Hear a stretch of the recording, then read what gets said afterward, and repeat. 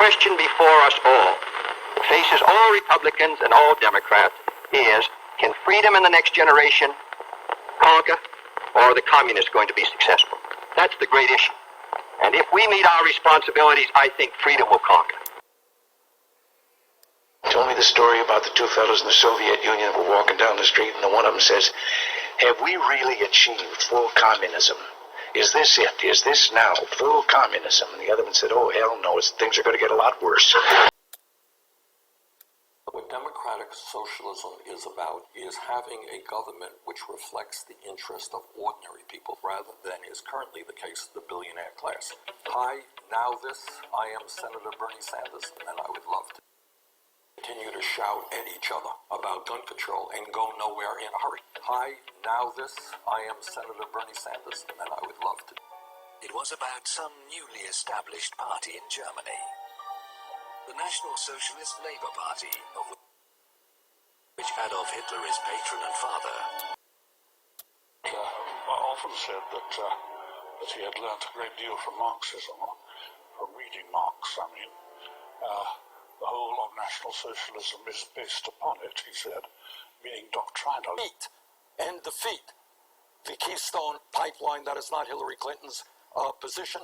I believe that, as opposed to my Republican colleagues who want to cut Social Security, I believe we should expand Social Security by lifting the cap on taxable income. That's not Hillary Clinton's position. To that appeal has been what any American knew it would be. It has been sheer valor. Valor on all the Korean mountainsides that, each day, bear fresh scars of new graves. From 1959 to 1961 was the so-called Great Leap Forward, which was actually a gigantic leap backwards in which he tried to collectivize and communize agriculture. And they came to him after the first year and they said, "Well, Chairman, 5 million people have died of famine." And he said, "No matter, keep going." And the second year they came back and they said 10 million Chinese have died. He said, "No matter, continue." The third year, 20 million Chinese have died. And he said finally, "Well, perhaps this is not the best idea that I've ever had." Is having a government which reflects the interest of ordinary people rather than is currently the case of the billionaire class. Hi, now this, I am Senator Bernie Sanders, and I would love to take your questions. America must have a single-payer Medicare for all, single-payer system. He has written of an encounter on the campus with a pretty young lady who believes socialism is the answer to our problems. His own philosophy was self-evident because he was wearing a button that proclaimed, "Cut down big government." With the cool breeze stirring her hair, she asked what Brad described as her ace-up-the-sleeve question. "Even you right-wingers don't want to starve. Wouldn't you like a guarantee that you won't ever go hungry?" Brad knew that if he admitted to this, she'd follow with, "So why not such a guarantee for shelter, medicine, and all the rest?" He paused, and then gave her the victory she was seeking, or so she thought. He said, "Sure, I'd like to lay my hands on everything I can get." "Oh," she said, "but the state is the closest you can come to such a guarantee." Brad described her as braced for a counterattack involving the magic of the market mechanism, but he threw another curve. "Sure," he said, "I grant that. There's something more.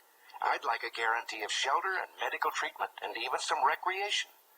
She must have thought she had a convert. A little shocked, she spoke, "But that's what we support. Why are you wearing that button?" She meant, of course, that cut-down big government button. Brad wasn't finished. He said to her, "I would also like a yacht." Somewhat defeated, she answered, "Well, if you're not going to be serious about it." "But I am," Brad said as earnestly as he could. "I would really and truly like a yacht. Also a seaside villa." "Look," she said sternly, "you know what I'm talking about. Sharing. I'm not interested in your greedy daydreams. I'm asking what everyone should have." "All right," Brad answered, "I understand. Let everyone have a yacht." "But how?" she asked lucidly with the first sign of a rational thought. "Don't bother me with that," he said. "There'll be a way, I'm sure. Just so everyone has a yacht. However, there is one more thing I would like." "What?" she asked. 2 yachts. Brad wrote that she looked rather unpleasant at that point, and he feared for his safety. Then she declared, "It's people like you who keep socialism from working." And Brad agreed. Yes, quite right. Perhaps if people like me were put away somewhere, socialism would have a chance. By now, she was really glaring as she tried to think of an answer. Brad continued, "But there's still one problem. How many are there, like me?" "Well, not as many as you think," she said, and walked away.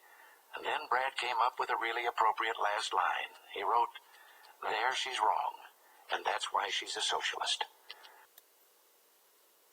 How right he is.